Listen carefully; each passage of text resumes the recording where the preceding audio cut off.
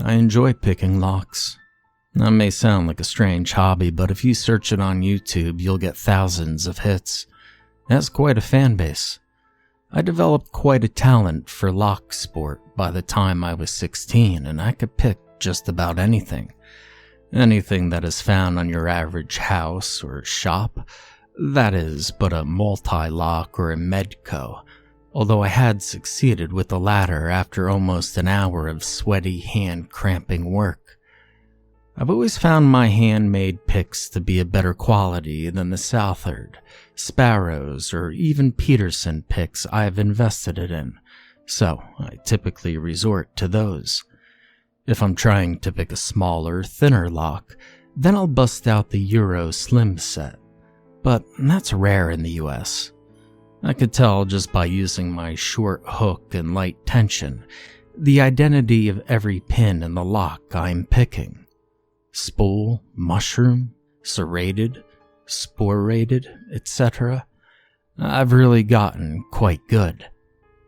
Sorry, I get carried away when explaining my hobbies. It's annoying and I should stop. But by the time I turned 17, I took my hobby to the next level.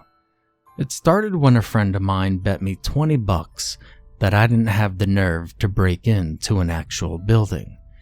You see, I had shown my skills to several friends by having them lock me out of their houses and letting me break in. I would be in most of them quite easily in a matter of seconds, but I'd never crossed the line to actual illegal break-ins. I quickly felt myself drawn to that bet like a druggie to a fix. I knew full well, as he did, that I was more than capable. And I took his bet. He picked out the house, empty and abandoned due to the family being evicted several years ago. I knew it wasn't very safe, or legal, but I couldn't back out now. And you know what? I really didn't want to. Looking back on it, I wish I'd thought about it longer. Then I might not be writing this today. I felt the slightest pang of guilt the night that the bet was to be carried out. I mean, I was breaking the law, right? But the guilt almost instantly turned to pure adrenaline-filled joy when I felt the familiar cold steel of my pick and pressure wrench in my hands. I was shaking slightly while sneaking up to the back door. It might have been partially due to the cold. It was late August, and I was only wearing my darkest sweatshirt and cargos. No jacket. Sorry, getting lost in pointless details again. But the second I brought my tools to the lock, though, it was smooth sailing. It was a simple quick set. 3 spool pins and 2 regular pins in the deadbolt, and simple cheap non-security pins in the handle lock. The false set of spools, the give in the bolt, the clicks and pops of the oh-so-familiar pin tumbler lock that I've mastered over the 3 years. Pure joy. And I was in the house in under 90 seconds.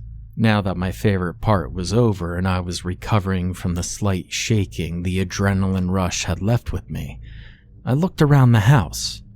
It wasn't very large. The family that used to live here was not wealthy, according to my friend. The kitchen was also the dining room. The family room was connected to that, and the hallway led to 3 bedrooms and a bathroom with a shower. A humble home, but perfectly functional for a small family. I grabbed my phone from my left pocket, and I snapped a few quick pics for proof of my crime, and then I left. I doubt it made much of a difference, but I was sure to lock the handle lock and re-pick the deadbolt before leaving. It was fun, but lacked the thrill of the original break-in. And that's how it all started. Before I knew it, I was going out almost nightly, riding my bike anywhere from 2 to 10 miles away to get my fix. I loved it, and I started getting bolder, breaking into churches and small buildings that lacked an alarm system. I picked some tough locks, too. I got past several US locks, sergeants, a Yale, and even tried another Medco. I failed the Medco after about 20 minutes of angled security pin-induced frustration, but I wasn't too discouraged. They're pretty tough cookies. And one of my favorite places that I broke into was this old car repair shop. They had some cool tools and stuff, and an old vending machine that I used a couple of times. Another favorite was this little Baptist church about 3 miles from my house. It was fun walking through the pews and looking in the kitchen and such. I never stole anything or left any sign that I had been there, so I felt no guilt at all. Heck, I even prayed in the pews a couple of times in the peaceful silence. One night I was riding my bike to check out a new location. I'd driven by there once while on the way to a friend's house, and I remembered seeing a house for sale.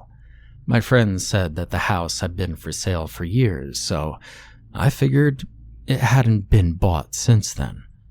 I was about 2 miles from the house when I saw a building that I hadn't noticed before. It looked like a large storage house or something of the likes. I had to check it out. I turned off my bike light and pulled into the grass to cut through the field. I started walking up to the building when I got a chill. It was strange. By this time it was late spring, and things were starting to warm up and stay that way. The chill was gone as quickly as it had come. I was excited about trying this new building, so I kept on walking through the grass. I got to the back door of the structure and looked at the lock, using my phone screen for light. A sergeant. A quick scrub of the pins with my half diamond told me that it had 6, all security pins. It would be tough, but worth it. I made a quick sweep of the yard and door to see if there was any sign of the security system. Oddly, I didn't see anything. I proceeded to pull out my favorite handmade short hook and torque wrench. Now, I prefer top of keyway tension on sergeants. It makes it easier to reach the back pins without oversetting the front ones. Actually, I use a torque tension on almost all high-end locks. Anyway, I spent about 8 minutes on it, having to start over twice due to an overset serrated pin. They almost always get me the first time though, but I finally set the last spool and the bolt slid home. I cautiously opened the door, preparing to sprint off at the sound of alarms, but of course, there were none. I stepped in. When I flipped my phone light on, my heart nearly stopped. I was face to face with a tall, naked creature. I started to scream, but ended up falling down and producing nothing but a small squeak instead. I looked back up, expecting it to move in and grab me, ripping open my stomach and spilling my entrails onto the cold, hard floor. But it didn't. And that's when I realized that it wasn't moving at all. Now I was shaking quite badly. My heart was pounding so hard I could see sparks of electricity in my eyes. But I managed to stand back up and move closer to investigate. It was a prop. Now looking closer, I figured it was for a movie or something involving aliens. Its long, slender limbs, intelligent face, dark greenish body color, amazingly white teeth that all came to needle-sharp points. I looked away from the alien thing, eager to get away from it, as far as I could see with the minuscule beam of light produced by my phone. There was nothing but outfits and statues. It was a storage house for movie or play props. I laughed a bit at being scared so easily by an inanimate object and continued on with the exploration of the place. There were props and costume racks everywhere, and I came upon a large wooden castle that looked like the one used in Romeo and Juliet. This is quite detailed, I remember thinking vaguely, and I continued on. I came upon another door that led to an office. It wasn't locked, so I simply turned the knob and stepped in. There was a medium-sized desk, a swivel chair, and a small wastebasket next to a few filing cabinets. I went over to the desk and I opened the main drawer. There were envelopes, papers, paper clips, etc. Nothing really interesting. I then went to the filing cabinet and tried the handle. It was locked. I got my half diamond out, applied a bit of varied pressure, and jiggle-picked it. It opened like a charm. Easy. There were several files and papers that looked like they had to do with purchases or something. Not very interesting either. I'd really only opened it for the fun of picking the lock, really. As I was closing the drawer, though, I noticed the picture. It was a small print, 4x6 or so, of a tall, dark creature, the prop I had seen upon entering the warehouse. My heart jumped a bit higher into my chest. It certainly didn't look like a prop in that picture. I know they have CGI and all that fancy tech today, but it didn't look like a computer cleanup job. It had its arms up in front of its face as if to hide from the cameraman. Its fingers were incredibly long and slim, almost frail. Its mouth was open in what looked like a scream of rage mixed with fear. I put the photo down and I closed the filing cabinet as quickly and quietly as I could. When I stepped back into the main part of the warehouse, I heard a slight shuffling noise a good distance away from me. I quickly turned my light up to the area of origin, attempting to spot the source of the noise, but to no avail. I was nervous as hell now, and I was eager to get out, and I felt even worse after the noise, which sounded much too heavy to be a mouse or even a rat, and I was about to completely lose any cool that I still had. I definitely had my fill of the warehouse, and so I started back to the door to leave. I wove my way through the aisles of shelves that were full of seemingly long forgotten props, careful not to bump anything or even to disturb the dust. I saw the door at last. Now I had closed it after me so that no one could see it cracked open, so it was a little bit difficult to see. I was walking towards the door at almost a jog when I heard the footsteps. Long, soft footsteps coming from what sounded like 40 feet or so behind me. And that was it. I lost the last strand of self-control that I had been desperately clinging to, and I burst into a full-out sprint. I heard the footsteps quicken, becoming louder as whatever it was gave up its attempt at stealth and ran towards me with long, loud strides. It had to be covering ground at more than twice the rate I was, and I got to where the first prop was located upon entering. And, well, the prop was gone. I barely had time to register this as I leapt for the door, grabbing the handle as quickly as I could, not bothering to even think about relocking it. I heard the thing let out a loud, harsh cry as I made it through the door, slamming it shut as hard as I could.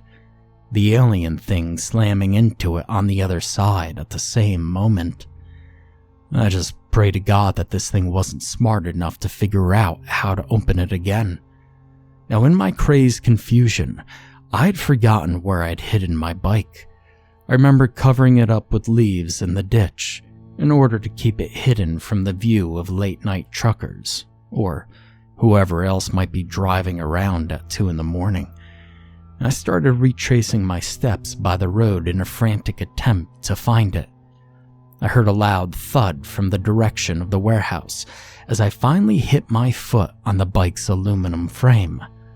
I grabbed it, mounted it, and was pedaling away as quickly as I could possibly pump my legs. My Sigma speedometer read 33 miles per hour when I looked down at its illuminated face. Maybe I could join the elite peloton at the next sunrise century, I thought vaguely as I rounded a sharp turn.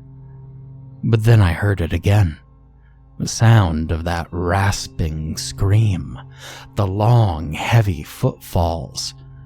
I checked my rear view, but I couldn't see anything.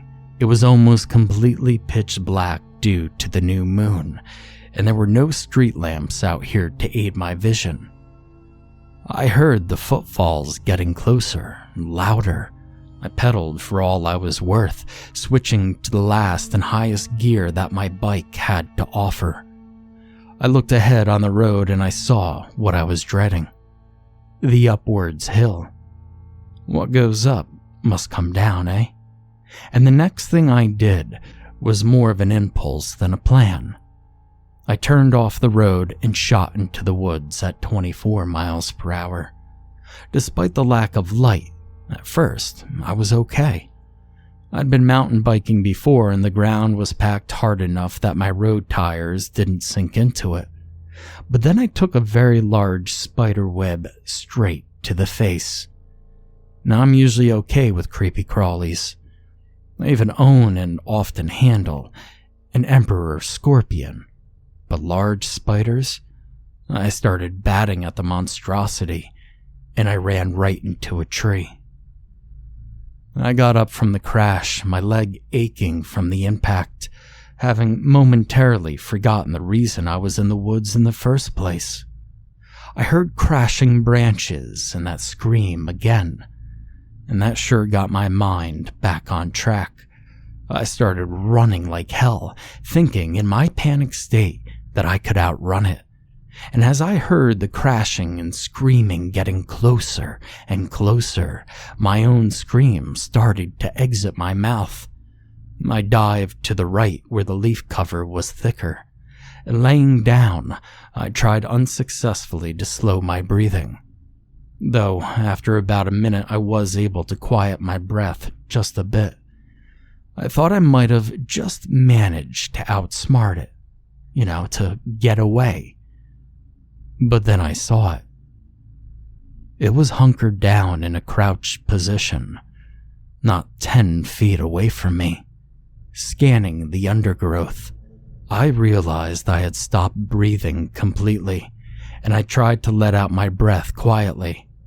I failed in that endeavor, causing a painful, out-of-place noise that the creature was sure to notice. And it did. The second I let out that breath, its head shot in my direction. I held as motionless as was humanly possible, waiting for it to spot me. It looked closer, starting to move towards my makeshift hideout. And then all of a sudden, there was a noise farther off into the woods. It jumped up from where it was and ran off towards the noise. That was it, I thought. I'd managed to escape.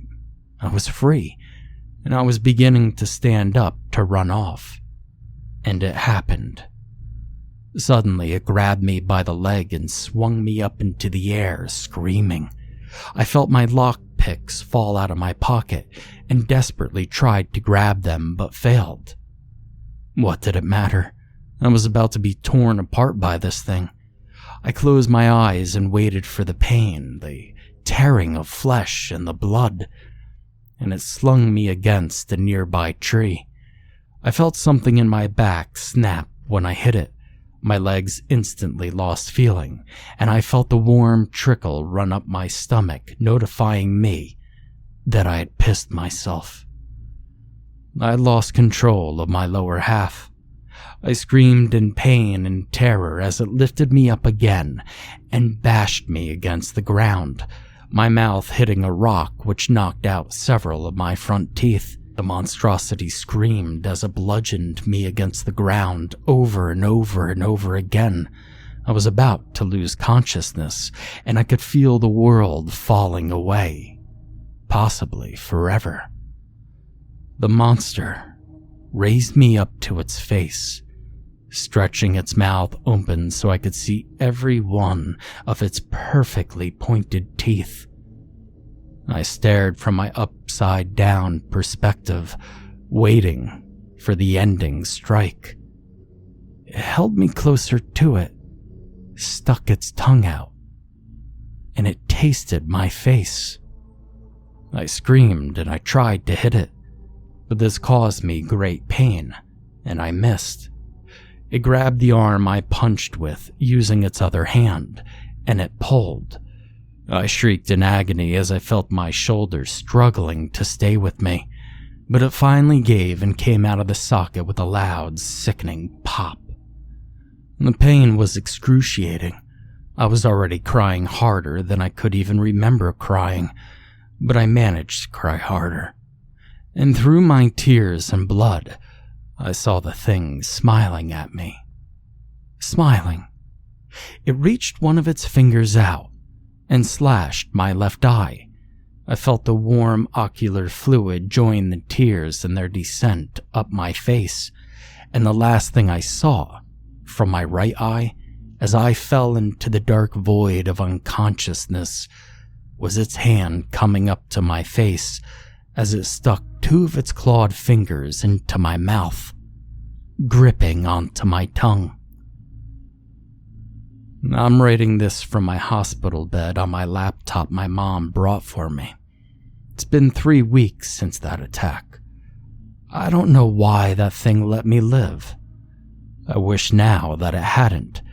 I don't know how I managed to crawl to the highway after waking up that afternoon, but I did. The doctors say I'll probably never walk again. I've been to various other athletic activities, most including some form of gymnastics, but now I can never flip again, and I can't stand the thought. I wish it had killed me. It would have been a blessing to be dead now. I see that thing's face every time I try to sleep. Every night I close my eyes, praying for it not to come, right as I'm about to drift off, though. Its grinning face will bring me back to miserable consciousness. Doctors have had to put me to sleep with drugs so I don't die of sleep deprivation or something. But I don't know how much longer I could stand it. I've lost my ability to walk, most of my teeth, one eye, my tongue, and I'm done being in pain. I'm done with the nightmares. I'm writing this for my family, friends, and whoever else might be able to read it and save themselves. Please don't do what I did. You don't know what you could find. You may be looking for fun, but it's not worth it. And that thing is probably out there still somewhere. I go home tomorrow, but I have a plan. The house is still mostly the same. They haven't installed the disability devices to help me get upstairs and around. Good, I'm glad. My dad keeps a gun in the top of his chest of drawers. It's a Springfield XD. Beautiful gun, really. It nails tacks at the range. I hate to put it to such gruesome use, but it seems like the fastest, least painful way to go out. I will soon be in sweet relief. I love you all so much. Goodbye.